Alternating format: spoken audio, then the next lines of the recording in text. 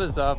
I'm down here at Husco Park, about to go flying, and today I got the Scenic Bluetooth thing to do a vlog style video. We got the Super Scout machine right here, looking fine and dandy, and the Snake laid out into the wind, and it's coming up on sunset. The topic I figured I would talk about is how I got involved in flying. Interesting, I know. And then yeah, we're just gonna go fly that way probably, come back and land. More on the Scenic thing later if this all works out, but if you got any suggestions of what I should talk about, leave them down below. Let's do it. Okay, I already did a little pre-flight. I'm gonna go ahead and prime this beast. And there's a crowd gathering awkwardly. Whatever, man. Clear prop. I'm gonna go ahead and clip in. Almost forgot my phone. I don't like to fly with that in my pocket. So yeah, the topic for today, I'm just gonna talk about my involvement in aviation and how it led me to Paramotors and where I am today. That sounded way more sophisticated than it really is gonna be. But I'm assuming this video is gonna be at least like 10 minutes, so grab some freaking popcorn or whatever. We're going flying. Checkity check. All looks good in the hood. Do a quick run up, make sure we got full power. That seems about right. Hopefully I don't blow this launch. There's like 50 young minds watching. So clipped in, I'm gonna avoid that tree. Try to do a foot drag takeoff or whatever. I got some lady over there walking her dog, Sparky. I'm gonna give her a second so I don't freak out her dog.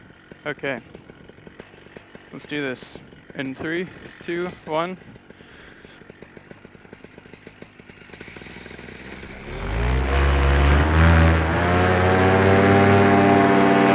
Oh yeah, she's a beauty. Yo, what up, Sparky?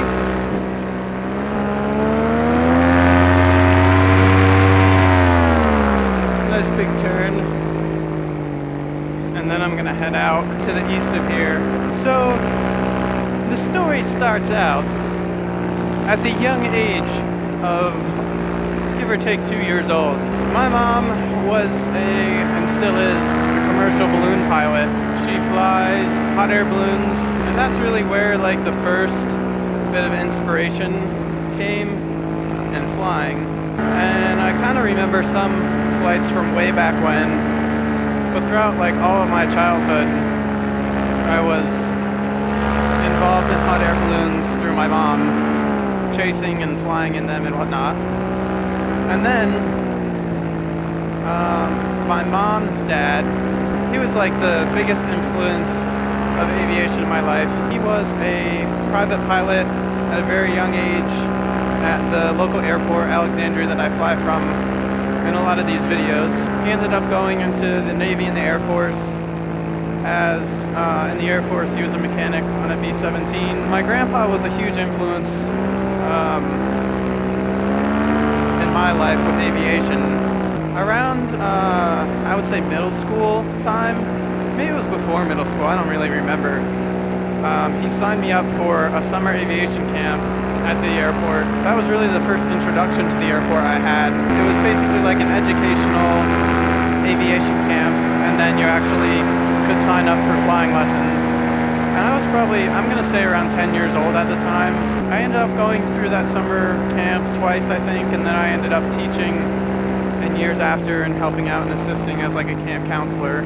Around, I think it was like 7th grade, I saw Paramotors on YouTube, which is super cool. When I saw them, I knew like, I totally want to do that. Like, who wouldn't want to do this? I kind of put that as a goal. I really wanted to fly Paramotors some point in my life. Around the time I turned 15, I started flying a Cessna 152, taking lessons. And this was before I had a driver's license, so I ended up buying a moped so I could travel to the airport. There's a huge pack of deer down there. From the time I was 15 to 16, I was just doing a lot of lessons, gaining time. And as soon as I turned 16, like 2 days after was like the first day that the weather permitted. I was legal and I had like around 15 hours of flight time. So I was ready for my first solo flight. that was like super awesome. Finally flying in the plane by myself, doing the traffic pattern, it was like incredible. From there, I started doing like all the cross-country stuff, gaining more time in the time that I was between 16 and 17. So like a week after I turned 17, I was all ready to go, around like 50 hours or so I had at the time to take my practical test to get my actual license. So then yeah, I took the practical test, took the written test, did all that, got my pilot's license, and I was super fortunate. My parents helped me out throughout all of that. There's no way I could have afforded that at the time. I still knew I wanted to fly paramotors though, and I think it was the senior year of high school. There was a drop zone that opened up at Alexandria Airport called Skydive Jersey, and I thought, hey, that's a good opportunity. Skydiving seems pretty badass. I should try to get a job there. I got a job at Skydive Jersey initially as like a golf cart driver, grounds person, harnessing people and such. The year after, I started packing parachutes, which is what I still do today. So that summer of the first year that I was packing, I said, hey, I finally got enough money in my bank account. Let's make this happen. So I started researching, like legitimately, paramotors and instructors and training and laws and everything you want to know about paramotors if you want to fly one. And I came across Black Hawk paramotors. At the time, I really didn't have enough time to travel across the US or whatever. It was right after senior year in high school, and I was starting college that fall. So it was coming to the end of the summer. I said, man, I gotta make this happen ASAP. So I checked out one of the guys, Eric Farewell from Aviator PPG. He was a dealer and an instructor from Florida, and Florida was a bit more practical than California. So after researching Eric, I checked out his YouTube channel, his videos. Seemed like a good option, super cool dude. So I called him up. I was like, hey man. And he was like, hey man. He's like, I want to fly paramotors. And he's like, I got you, bro. It kind of went like that. But I told Eric my situation. I kind of knew him and I were on the same wavelength, loving paramotors and flying things and such. So I was planning on going to Oshkosh, the biggest air show or whatever in the US. Eric was planning on going to Oshkosh also. So Eric and I ended up meeting there for the first time. I remember my first kiting experience with Eric at Oshkosh. He had me kiting a wing in the little grassy area down by the ultralight end of Oshkosh. And I got the wing up, kind of getting the hang of it, just barely. But I had it up enough that I could turn around, and Eric started pushing me into the wind, and I came off the ground for the first time under a paraglider wing, and it was like so cool.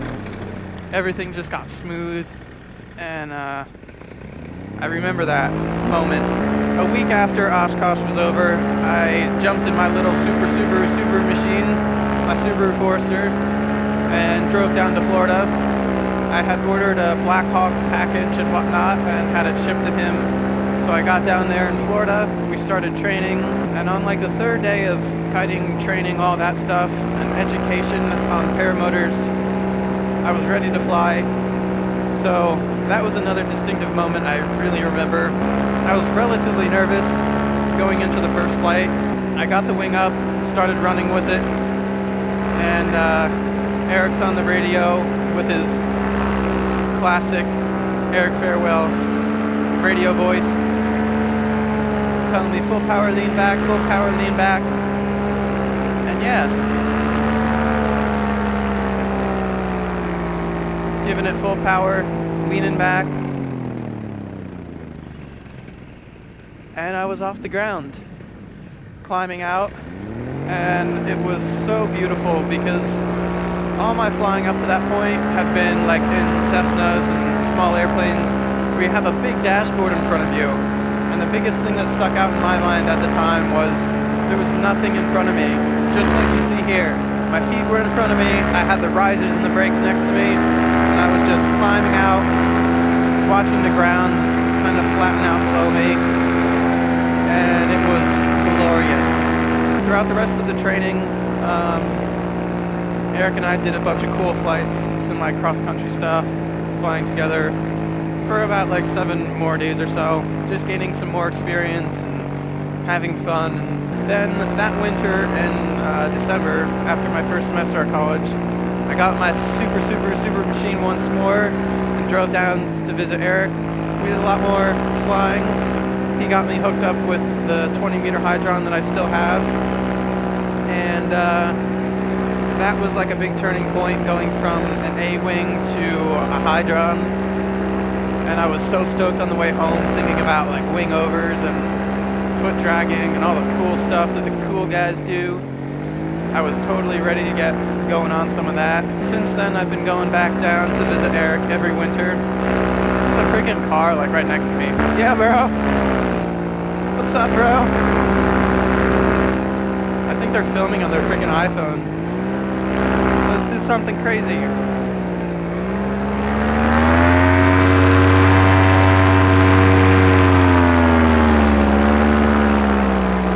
God damn it, I love this snake. Best wing ever. Just kidding, there's no best wing ever. So basically, yeah, paramotoring has lived up to everything I expected it would be in my childhood. What the hell is all that? I think they're spraying freaking pesticides over on the other side of that development. Ain't no way I'm flying through that shit. That's definitely pesticides. More about this cool helmet shindig thing I got going on. I bought all the stuff for this helmet like back at Christmas. It's now April, and I finally like actually put it together. It was kind of a pain in the ass, but I got the Scenic on board. I got an external Anchor battery, portable battery charger thing that's charging the whole system. So hopefully I should get like hours upon hours of recording time. If you guys want to see like how I actually built that, like what my thoughts on the Scenic and whatnot are, let me know. I would like to make a video about it. And also, if you know of any cool topics I should talk about, definitely comment them below. Look at this nice grass field. Is it grass? I don't know. Friggin' hay. I'm not a farmer. All I know is it's pretty and I like flying over it. The inner workings of my mind are an enigma. That was my best Patrick Star impression. I'm gonna get some altitude and fly over this. There's like a trench right here. Like for no reason. There's a big trench. There's actually a canoe in it. I think it's a canoe. Is that a damn turkey? There's a flock of turkeys. 3, I don't know. Oh, 4. There's 4 turkeys. I don't know if that classifies as a flock. Damn, that's a fast deer. I'm gonna go over here so I don't piss them off. So yeah, as I was saying, I cannot wait for summertime. The skydive season has officially started. Jesus, I'm shivering. So yeah, the skydive season has officially started. And that's cool because I can start making money packing again. It's April, and beginning of May is when Eddie comes back from school. Friggin' lame-o. Shout out to Eddie, ditching me to go to school in Florida. Who does that? Yeah, but once Eddie gets back, hopefully we'll have like some more paramotor shenanigans stuff to film and all that jazz. And I gotta convince Eddie to get a Scenic and a GoPro backpack thing so we can talk shit and fly. 3, 2, and 1, and...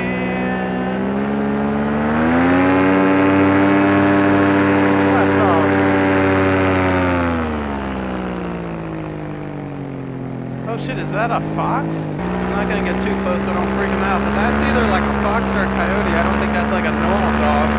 That's a wild dog, I think. Yeah, it's totally a red fox. What's up, buddy?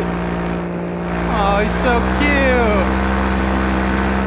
Reminds me of my cat. I love cats. I went around this tree on the way out here. Why not go around it again? Definitely comment if you have like any ideas of what I should talk about while flying, because like obviously I kind of don't have any ideas to talk about right now. Watch out for the steel rebar. Drop down in. Ah, freaking bug hit me in the face. This is the thing I love about paramotors. Like there's so many different styles of flying. You can fly like thermals, you can go up for cross countries, you can just go up high and be scenic, you can do acro and wingovers, and my favorite thing is just like close proximity to the ground, flying between trees and like foot drags and stuff. That's what I have the most fun with. Although acro stuff is pretty cool too, and thermal stuff, also scenic stuff, all of it's awesome. I am back at the park. I think I'm gonna climb and get some altitude, maybe do a little bit of wingovers if I can manage to remember how to do wingovers. I should get some higher decibel rated earmuffs. I bought like the lowest ones because they're the lowest profile, and I think they look cool. And like obviously you want to look cool before like any function comes into play. Alright. Not really that high, so I'm not gonna go too crazy. Oh, just hit my own wake, I think.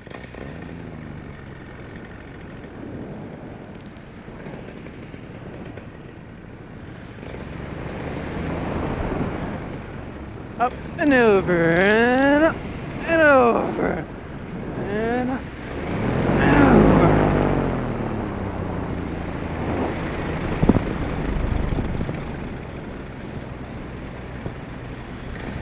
My God, it's cold. Let's not botch this. My mom's watching. Do do do do do do do do do.